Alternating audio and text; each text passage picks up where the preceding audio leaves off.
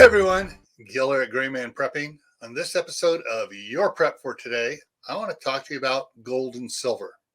Before we get into that, if you haven't had a chance to subscribe to the channel or taken the opportunity, now's a great time. Right down here, that red button that says subscribe, click it, and then when the notification bell pops up, click on all. That way you get notified whenever I post one of these educational videos. All right, silver and gold.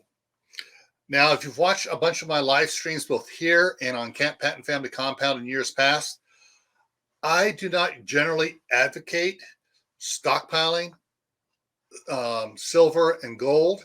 However, if you have your food supply all up and you feel you need some other sort of a material to be able to barter with in case everything goes and you want to put your savings into something that you can spend with to get other things, gold and silver may be something for you. One of the things I do recommend, and I am not a financial advisor, but this is common sense, do your due diligence and do your research. Look in it. Don't just go out and, I'm going to buy from this company. They sound cool. Check out the companies. See what sort of satisfaction rating they have. See if there's any problems in them shipping the gold and silver. You want to be able to have that stuff in your hands. So you don't want to have one of these companies says, we'll stockpile it for you. You just buy it and we'll put it aside here for you. You have so many ounces or whatever.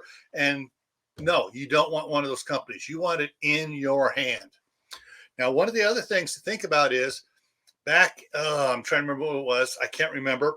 Go to Anthony at Pimento Prepared. He did a video on when the government seized all the gold and made it illegal to own any gold other than jewelry or historical artifacts or stuff like that. He did a great job explaining all that to us. So go back, check that out. But one of the things you can invest in is rather than getting the gold bars and the silver bars and the gold coins and the silver coins, jewelry and like silver tea sets and stuff like that. Stuff that is silver, but is not going to be confiscated by the government if they decide to, once again, take all that away from the citizens and hold it just for themselves. So if you are thinking of another way of diversifying your assets and you think it's going to make it more liquid for you and able for you to barter in an Tawaki situation, do your research, check it out before you go and buy any. But if this is something, look into it. All right.